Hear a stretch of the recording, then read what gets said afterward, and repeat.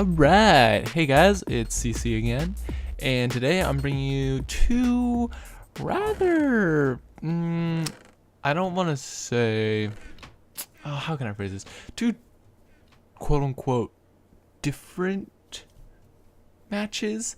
One is on Runes of Runes, and the other is on Blocks DTC, and I'm going to be analyzing them, and well, they're a bit different. You'll see why in a second here. So, Runes of Ruin, I highly recommend going straight for the diamonds.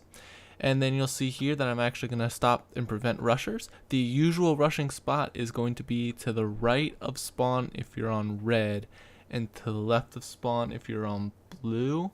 Alright, first actually I'm going to grab some TNT here. And I don't realize where the TNT is, but it's actually at the very back here. You'll see me go to it. I remember that after a second. So for my strategy here, I need a couple pressure plates, some redstones, some water buckets, and some TNT.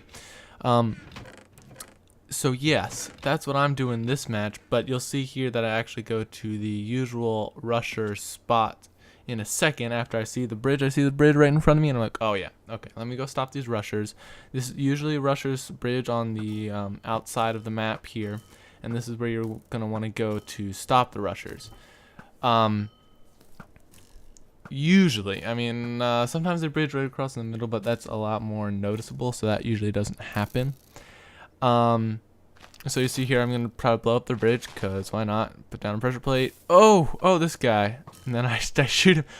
If you know somebody sets off TNT, don't run back into the TNT. That was just, oh, I was lucky on that shot. So you might be realizing what I'm doing here. This is why I call it a rather unusual match. Is I'm actually Icarusing, and this is kind of a match to show you that Icarusing is a viable strategy.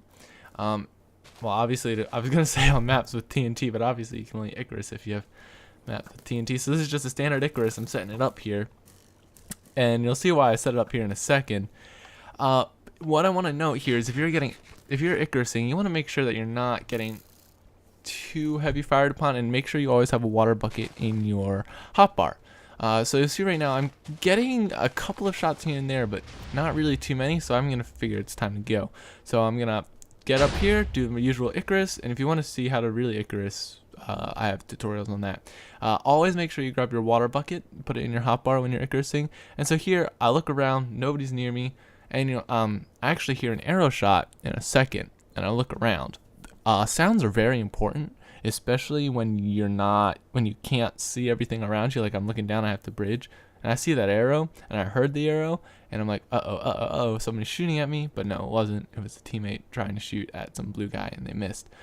So Icarusing is good because it puts you in a position, you're on the enemy's team side, and they usually don't know where you are.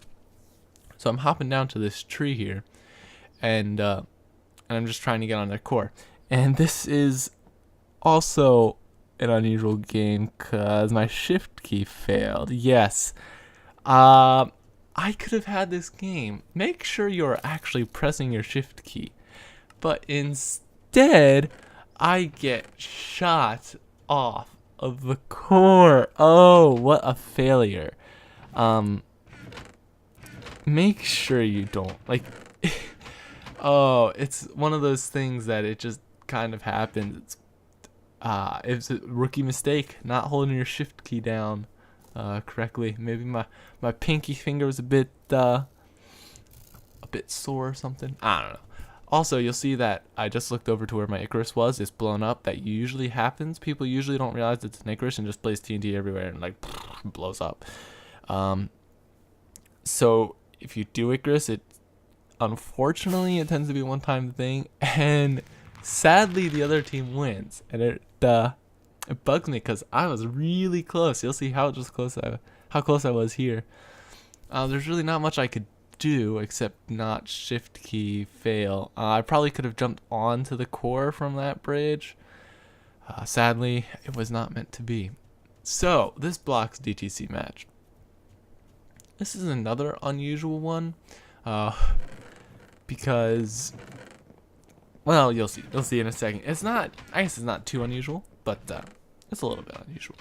Blocks DTC. Your usual thing, go up, grab your diamonds, because you don't want to be outmatched in your armor. You always want to be up on your game. Also, there's a nice little entryway here I was added, and I'm not going to say recently, but it's newer. It's not the original blocks DTC. Also, you'll see here that I grab vines. I find vines to be, I was going to say essential, but very valuable on this map if you're playing offense. Vines can save your life a ton. I don't actually get to use them, but the main idea here is that if a bridge is not completed, usually, this is why it's a little bit uncommon, bridges usually aren't completed that fast on this map. Usually bridges take a while to be built, and what vines do is you can vine drop. Usually bridges are, I don't know, halfway about. What you can do is you can then run, sprint off, jump, and you can vine drop onto the other team's wall and dig in before anybody notices, and basically you can just dig right to their core. Yeah, pretty simple here. And I see a bridge. I see there's a couple diamond guys. I'm just going to take my chances and run for it. And you'll see here, I'm just getting destroyed. I'm getting pounded. I don't know what it is. But if you're in this situation, if you're getting really destroyed, I recommend going up here. You can block this off.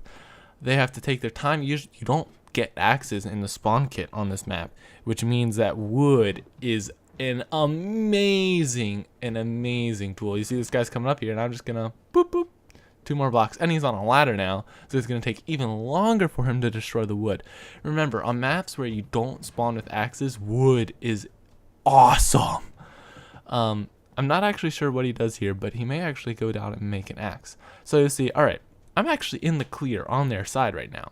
So I'm thinking, okay, all right, there's one guy who knows I'm here. I'm going to try to bridge over to their furnace. Now, what I'm thinking I should have done is that guy's coming up. I should have used those vines to drop on to the side here or something similar to that. And that way I wouldn't have gotten hurt. But then I do get shot off. I'm still alive. Nobody's chasing me really. So I'm going to go with my earlier strategy that I've shown before, which is, since if you're on blue team, you get the same colored wood that is on the red team side in their tunnels.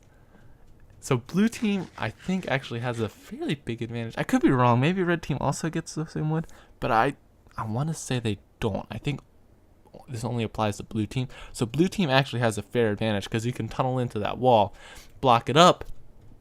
They don't even know you've been there, and that's a really good strategy. And then I just tunnel here, and I'll fast forward this. Actually, before I do that, I just wanted to note that when I was up top in the piston head, that's the giant thing that I blocked the person on, there are quote-unquote OP bows there with some nice enchantments on them, and I would highly recommend grabbing them. That's one thing I definitely could have done during this match. I just grabbed the OP bow. I mean, I was up there, wouldn't have been too hard. Alright, now I'm going to fast forward. Although tunneling is rather tedious, it's a really good strategy. I mean, there's nothing to doubt it. I mean, the only thing that is bad about it is that it takes time, and the other team, if you don't have a good team, could possibly win it during that time. But I mean, it's just a solid strategy because nobody's following you. You can get behind their lines without anybody noticing most of the time. Obviously, sometimes if your tunnel isn't blocked up correctly, or whatever, it could be noticed. But that's not the case in here. You'll note that I'm actually using the vines here, and that's because I have the extra vines. I don't know how I feel about it, because that makes a lot of noise. The vines make a ton of noise, and I put the 2 vines here because that guy was up there, and I'm trying to get down, and I don't want to unshift, so I was just slowly placing the vines and then going down that way. I don't know how I feel about that. That just causes a ton of noise. Pillaring up might be a better option. If you get up on the back of the place like this, use melons or wood, because if you use the blue wool, obviously they're gonna be blue guys back here. Again, I'm using the vines. I don't know how I feel about that. I'm gonna say it's not your best bet. So see this guy, he's kind of like AFK. I'm trying to hit him, but then he just combos me really hard. I'm not sure how people combo that way, but they do. And I guess that's it. Our team ended up winning anyway, so that's good. Yeah, that's pretty much my 2 games, Runes of Runes, Blocks DTC. And I guess I'll see you all in another video. Bye-bye, guys.